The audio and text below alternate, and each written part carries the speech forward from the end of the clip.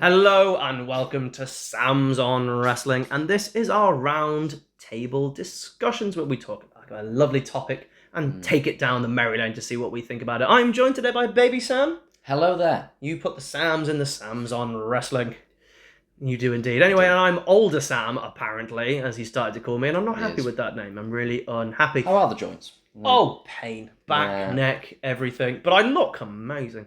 So, shut up. Anyway, we are talking because Survivor Series is just round the corner, and we want to talk about Survivor Series, and I think it's an interesting topic we've decided to take today. So, before we get into it, don't forget to like, share, and subscribe, and comment your view on what we are talking about today, which is the Survivor Series played out? I think this is a discussion that turns up quite a lot, and I would like to get involved in it. I see it in the same way that Test cricket in cricket. Like, the same fun things. Like, everyone keeps going, it's played out, and yet it's still going. It's still being played. People are still watching it. People are still interested in it. You know, there's a lot of things that have those same discussions, but I think we need to add in our two penny worth in. So, Sam, what are your views on Survivor Series in general? Let's go with that. Start with. What's your view on Survivor Series in general? Because I think when you talk about played out, what do you mean by that? Do you mean that it's just tedious and boring, or do you think you should scrap the pay-per-view?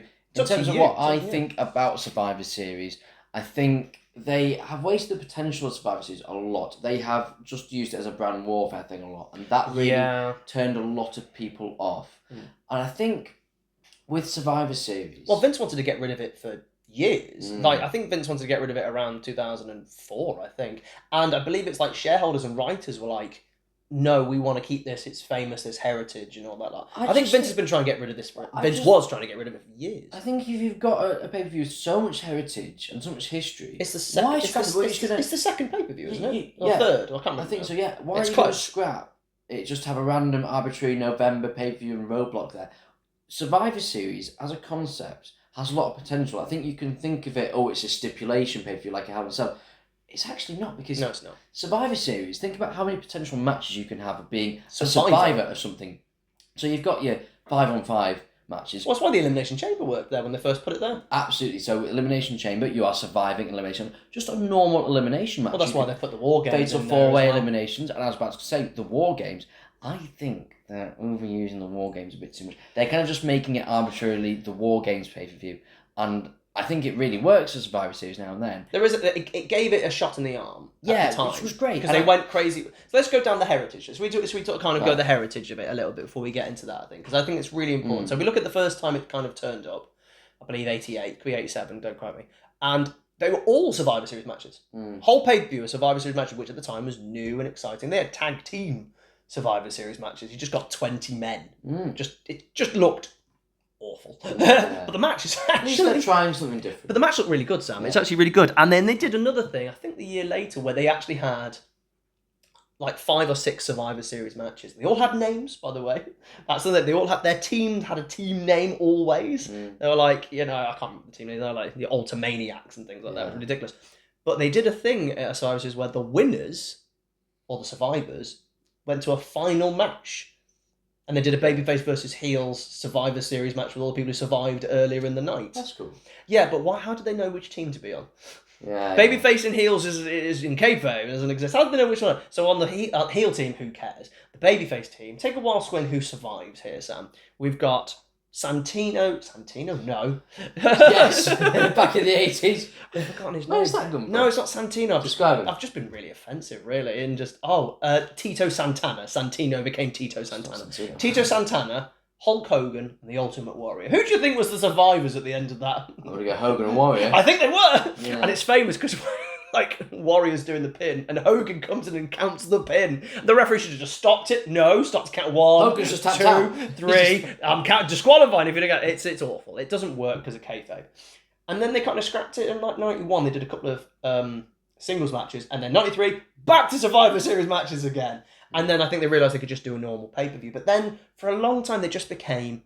There was a Survivor Series match. And they just lumped together feuds, and sometimes not even feuds together. Sometimes they were stables. And they did that for a long, long, long time. Then 97. We don't talk about it on this channel. 97 happened. Whatever. 1998, what you're talking about in terms of you could do something else. This is what I was going to get onto. The Deadly Games. Tournament. A tournament. Yeah. But the problem is you've now got King of the Ring now. And King of the Ring was there at the time. Yeah, so that is a problem. But it was a tournament in the same night. And it was a long tournament as well. Yeah. It wasn't quarterfinals. They had everything going on. Yeah. But by the way, I don't like Vince Russo. And for some reason, some of you on Twitter have argued with me about Vince Russo. I don't know why. Defending Vince Russo of 1999 and 2000 WCW. This is Vince Russo's greatest ever thing. It's fantastic. And I think when you talk about how it's played out, I think that's not the fault of the concept. You're not using the concept correctly. And there was an example of it. Yeah. So the concept is that you can do whatever you want each year with Survivor Series. And that's a perfect example. The tournament, I know they did it in 2015 to a lesser extent. Yeah. I still liked that. 2015 because it wasn't a part of the story. Vacated. Yeah, so they didn't put the same level of story. But that was fantastic, and you can do gauntlet matches. That's a surviving thing. There's so many things you could do, but that '98 thing was perfectly done. It's wonderful. There's so many stories going on. Mankind getting double cross, Rock becoming a heel. Yeah, and that's probably Vince Russo's greatest thing is what he did with the Rock. And I think Survivor Series, because of the time of the year that it is, it's a great point in the calendar to have a really controversial thing happen. As well as book a new star. Yeah, no one's watching. Because they're all watching NFL. You're just about to get to the Royal Rumble, and it's a perfect way just to set up the story strands that you're going to take in there. How often did Survivor Series lead into Rumble? Never. Not enough. They just never used it. It's there. But they didn't want to do things that long term out of WrestleMania. So then we had a couple of weird years, 99, 2000. 2001, End of the Invasion. That was the ultimate survival series. Every match you had to win to keep your job. Yeah, fantastic. Great. Absolutely fantastic. And as much as the Invasion is a shocker, I think there's an they picked the right pay-per-view. Kayfabe wise, that is the biggest wrestling match in the history of professional wrestling. It's the biggest pay-per-view only in kayfabe wise. If you think that is for each company, one company is going to die, yeah, and then every wrestler stayed anyway. Yeah. But that's great. And then they went on this lovely run. 2002, Elimination Chamber gets debuted. Oh look, you debuted a new match and stuff like that. Fantastic. They didn't have a single Survivor Series match. They had a triple threat tag team match, which was technically elimination, but it's two falls. Yeah. It's two falls though. Not but it's still elimination. And you had elimination tables match, a 3-on-3, but they didn't have an official 4-on-4 or 5-on-5 match. One of the only pay-per-views I don't mind that. I know, but I'm saying it's the only one of the only ones they did. 2003, they just went mental on survival. Buried Alive, survival. Yeah. Ambulance match, survival. Yeah. You're absolutely right. The survival element is what was net, and we got Doug and Danny Basham in a kind of BDSM kind of gimmick, and that's very much survival. And then that was it for a while. There's a few things I'll talk about from like 2004, 2005. And then we just kind of got random tag teams thrown together, random for a long time. That was like 2006, 2007, 2008, just like, oh, we've got the Spirit Squad versus Ric Flair and Legends and DX teaming with Punk, which is just mad to think, and the Hardys versus a sea of jobbers. And it wasn't great. And then they reintroduced the Raw versus SmackDown thing, which never worked. Bar 1 year with NXT, I think. I really liked... So, this is nostalgia again. It is, but before you put your nostalgia hat on, because you're like, oh yeah, Raw SmackDown, I have my one I support. I'd had one in 2005, and that point they hadn't jumped away. So they actually were... That's the one I was talking about. No. They actually were Raw and SmackDown, and it was really exciting, because no one had really jumped while the odd WrestleMania match. By this point, when they're doing Raw vs SmackDown, they do a draft every year. And everyone changed, everyone moved. Yeah. Absolutely. They do a draft too often. The draft should be every 2 years at most. And you just make sure you balance it correctly. And then, if you're going to do a Raw and SmackDown, it means a bigger deal. Rumble, King of the Ring become a bigger deal. Absolutely. And by doing a draft every 5 minutes, then they'd only just brand split them. Was 2016 the first one? They'd only just done it. It was just before like SummerSlam, wasn't it? It was too soon, but in 2016 I really did like it because they treated it up to that point pretty seriously. They actually gave it some reverence, yeah. So I think it was too early, but I was really into it. And they did it in 2017. I was like, oh God's sake. 2018, oh God, that was so bad. They livened up with NXT because it became a main roster versus But that only happened because, and I don't know if it was going to happen. I don't know if this was originally the plan. I'm going to not give them the benefit of the doubt and say it wasn't the plan. But if it was the plan, fair play Vince, fair play Triple H. Yes. But they were stuck in Saudi, apart from Brock, because he had his own plane. Yeah. And they came back and they were like Brock and like, I think Daniel Bryan, and that's it. And everyone's like, who's left? Florida, Get over here now, come on over. So literally, I don't know if that's how NXT got involved. I'm glad they did, because that's the best one of all of the pay-per-views. It made many stars, and NXT won as well. And then they didn't back it up with anything, because that's what WWE in the mid-10s did. It was just, here's the thing. Ooh, no. Like Keith Lee could have been main event from that one. You know, Rhea Ripley could have been used more at that point. Tony Storm, I think, had been in the main event at that point. So, and then we get War Games, and we've already done War Games. I had it on a controversial episode. I don't like it. I don't like the match, because I think it should be elimination first, and then you do the one fall or the one submission. Works with Survivor Series. It really does. Again, just to remind people what I think about War Games, the first 30 minutes is pointless. They're just fighting for fighting's sake. Yeah. I don't want to watch a match. They're fighting for fighting's sake. Yeah. Like in a Royal Rumble, you can't win, but you could lose. And that's why you're fighting to survive and make sure no one eliminates you. If someone just beats you within an inch of your life, yes, that hurts, but you can't get eliminated. No. So what's the big deal? And I don't care for that. But imagine if you got eliminated, and then the last person comes in, and you're doing then the final fall once the last person. So it would then make it interesting who you bring in. You know, maybe you're sacrificing a person if you don't trust them, you put them in first, and they survive. And you're like, oh, now what? Or the person you don't want to lose, the big heel champion who runs away, comes in last. Now the match starts, they can't be eliminated. And it could be something that's like 4-on-2 or, 3-on-1. That's such a more dynamic. So the War Games, to me, as you say, is overdone, because we talked about the idea that sometimes there's no match going into it. The first time, the women's match was a complete waste of time, outside of just throwing people together. And the men's match, Bloodline versus all these people who had a go with Bloodline, was great. Fantastic. Then the year after, the women were the one who needed the match because of damage control. And, people who were against damage control. And the men were like, oh, we got Judgment Day and some of these guys against Judgment Day. Yes, I know Punk returned and Randy Orton returned, which actually helped it. But in terms of why the match was there, no one cared about that match, because once Randy got in, they just got squashed at the end. Yeah. And then Punk returned.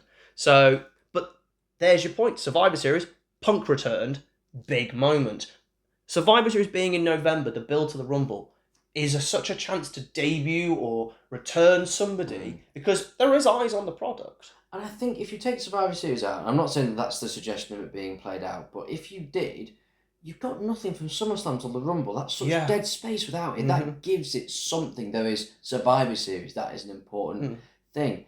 And I just think it's only played out because it's not been used properly. Yeah. And even with War Games, and I like what they're doing with War Games, the fact that they've brought that in, it's a really different thing. They've used it consecutively now, and I just think, let's just take a break from War Games. I'm going to say the thing that I think has cost Survivor Series, and I think if they'd have thought about this, they would have worked it. So I'm going to talk about the Survivor Series match itself. Because quite frankly, that's what we think of when we think of Survivor Series. Very few people actually think of things from Survivor Series. Think of them at the moment. You go to the Montreal Screwjob and you go to Punk's Return, etc. But most people think 5-on-5, 4-on-4. How many of those matches mattered? And I don't include Raw vs. SmackDown because it didn't matter. I'm talking about mattered. I've got 3 in my head. Okay? Survivor Series 2001, WCW versus WWE, or Lions.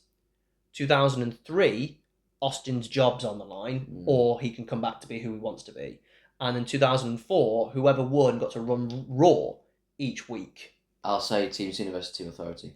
Yes, there you go, number 4. Thank you very much. Yeah, and that one too. So, put them on the line. Yeah. And all 4 of those matches are bangers. Because something matters about the winning.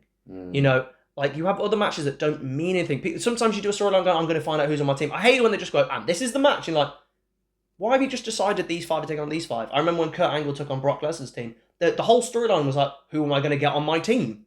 That's fine for me as well. I don't mind that if you're doing Angle Brock and they're recruiting, and then a storyline can come about in the recruiting. Because it did. It turned Cena face. So therefore it worked in essence. And it got the time. It got Benoit to main event level at the time. He tapped out Brock. He then won the world title 5 months later. There's your Survivor Series into it. Same for Cena. So 2003, I think, is one of the best Survivor Series as a build. But put something on the line. Because when you do, everyone cares. And the match suddenly means so much. Because I think one of the best matches of all time is at Survivor Series 2003, that elimination match. Shawn Michaels' performance is unreal. It's unbelievable. Austin's little speech at the end after it happens, there's a moment of shock and sadness. When they were fighting to see who's going to run Raw, that was great because that built to a storyline for a whole month of real excitement. And it wasn't that where each member would get a reward if they won the match. Yeah. So even for each character, it's not like they're just arbitrarily fighting because they're healed. They want something. So like Triple H had Snitsky on his team. And Snitsky was like, I'm going to go for your world title. So he was like, I want to win because I don't want these 4 people all going for my world title. But I've also now got Snitsky on my same team as well. Great. Love it. So for me, Survivor Series, I think, is actually played out. I'm done. Because you have nailed on the head, it's not used to the fullest extent. It's forgotten about. It's just kind of, we'll get there. This thing matters. I don't know why. You could even do a thing where you go 4-on-4, and whoever wins these 4 are going to go into a mini tournament for number 1 contender for the world title. You could do anything. It's small to big. Like the War Games. You win. Well, hooray! Yeah, exactly. We've had 4 War Games matches, because viruses are hopefully, and they've won for winning sake. Out of all of it, you had Sami saying with a storyline, so that's the only thing that came out of it, but there was no ramifications for winning, there was no reason for winning. What I would say as well is, I think around that time of the year, WWE, even recently in modern times, they just don't really try. They don't do any really big angles because they've either done them at SummerSlam or they're saving them for the Rumble and Mania. So we've just got this void where, historically, what big, massive storylines have been going into Survivor Series anyway? In the past 10 odd years, barely any. 15. The Cena Authority thing was the biggest thing, but then they overturned it like 3 weeks later anyway. So why do you think they started doing the Raw versus SmackDown? Because they went, we can just kind of waste this time for churning along. That's all they do at Survivor Series, and it's like, it's there. You could have so many good things. Like, if you think of, like, obviously the Montreal Screwjob, but it was a big match, and then you have the Deadly Games. That's massive. You're turning Rock heel. Yeah. I just think it's just wasted. Yeah. Can I postulate, let's say, we're going to dump Survivor Series? What are you putting in? Because I have an idea what I would put there, but what would you do? I don't know if you've thought about it. Survivor Series dead, you killed it. Now you've got this gap between SummerSlam and the Royal Rumble. What are you putting there? Well, just purely off the top of my head, you could put King of the Ring there. That's exactly my idea. Because King of the Ring this year gave the winner SummerSlam. Fair enough, great. But we just had Money in the Bank. So you've just had this little run of, this person can go for the title, this person can go for the title. And it got a bit, you saw it with Nia and Tiff. Like, they suddenly were like, I'm going for the title. And they created a little storyline, which is great. But, like, could you imagine now if King of the Ring and the winner gets the Royal Rumble shot? Because Royal Rumble is kind of a forgotten world title place. But if you have it there, then that builds that November. The King of the Ring, you then don't have to do a storyline then. If you're really struggling that much to do a storyline, just do King of the Ring and actually do a real King of the Ring. Do semi-finals and finals, men's and women's, on the same night, and then do a world title match or something. And you don't need this. So I think we've probably come to the agreements here that, is it played out? No and yes. Yes, if they don't use it to its fullest extent. It should be. It's a famous one. Everyone knows about it. Even old fans know Survivor Series and stuff like the Big Four, Big Five, if you include Money in the Bank. We do. We think it's the Big Five now, by the way. But Money in the Bank's overtaken it by a mile. Yeah, it's true. It's a big deal. Yeah. So it's got more stakes to it. Make it a big deal. Do a Survivor. I like Survivor Series matches. I think they're some of the best in history. Authority being one of them, and Austin's is another one. I think the Invasion one's fantastic as well. Yeah. But it's got to have a reason. Don't just have they win for. No one likes they win because they win. There's got to be a reason to have a big match with people being on teams and stuff. I don't mind if it's we win because you've built up that as the story, but they don't. They just get thrown together. I'm glad that Triple H gave it a break for a bit. I think it needed a break from the Raw versus SmackDown. I think we needed to separate it, but I do think there needs to be an element of the winner gets this and the winner gets this. So hopefully Survivor Series this year, they do something with it. We are recording this a little bit way out of Survivor Series, so apologies. We don't even know what's on the card yet. That's how far away we recorded it. Apologies. But I hope they'll do something a little bit more with it. That's why I wanted to do it. But what's your final conclusion then to that Survivor Series? I think there's plenty of optimism in terms of going forward, especially with Triple H, just to do more creative things. But I mean, War Games is a creative thing. We never had War Games outside the main roster. Again and again, and it just becomes a War Games pay-per-view. It's Hell in a Cell. Yes, it just becomes that arbitrary pay-per-view. I just think we need to make more effort with it. I think we need to put more effort into that time of the year. Yeah, we really do. I know the NFL's there and stuff like that, but people will stay and watch if you've got something to watch for. It's not an excuse to not try. And if you don't think people are watching, then that's your time to book new people in the main event. That's when you can actually take a few chances and get more creative. I think that's... Like, they put Solo in the main event at SummerSlam, for example, and a lot of people were really unhappy about him being in the main event of SummerSlam, even though the storyline's obvious. But they're going, well, could you imagine if he'd already had a crack at, like, Survivor Series? I'm using him as a level star, as an example. Yeah. Like, why couldn't you, like, put, from, like, mid-2000s, Mr. Kennedy, that's his first world title run, because people, like, I think he had one at the Royal Rumble a couple months later, but, like, do it there. So why not have someone, like, I think they did Nakamura, I think, had a world title reigns, a world title matches against Cody, and they're going... a feud, with Cody, before he got to WrestleMania, and it was around that sort of time I went, there's you put a title on it, and then it's suddenly put him in the matches against Seth Rollins at the time and stuff like that. Put someone who's not really in the main event there if you're going to use it. Has it a chance to book new stars, or even go woman heavy and make it okay. This will be the main event for the women. We'll try and build a massive storyline with the women that they main event the show, because I think they've forgotten about them a little bit as a main event level thing. If you remember Becky Lynch's rise, that was happened from the Survivor Series. That Survivor Series build, or accidental, of course. Yeah. But she was going to face Ronda. Then it's on a chicka. And notice what happened. She got all that momentum at Survivor Series, then came into the Rumble with that momentum, and then and it worked. That wasn't the plan. So she had way more momentum. It didn't start at the Rumble. It started at Survivor Series. Yeah, I agree. I think so. We're in agreement with three things. It's either can it put King of the Ring there and do a proper King of the Ring. Not me. It's either just use it, book it to actually have meaning to win the matches of a War Games or a Survivor Series match, because every time you do those matches, they are remembered in history. And you know what? Just they get to run Raw for a week or SmackDown for a week is simple. How about whoever wins gets to then decide who's number 30 in the Rumble? Yeah. You know, absolutely. Anything. It doesn't need to be anything. Or, as we just said, give it a chance to go for new stars. Make it the new stars pay-per-view. Anyway, what do you think? What's your views on Survivor Series? Is it played out? Are we just being mean, or is WWE giving up? What do you think? Don't forget to like, share, and subscribe. And we will see you next time, unless Sam doesn't survive. It's possible. He might not make another 5 years. God damn it, I'm so old.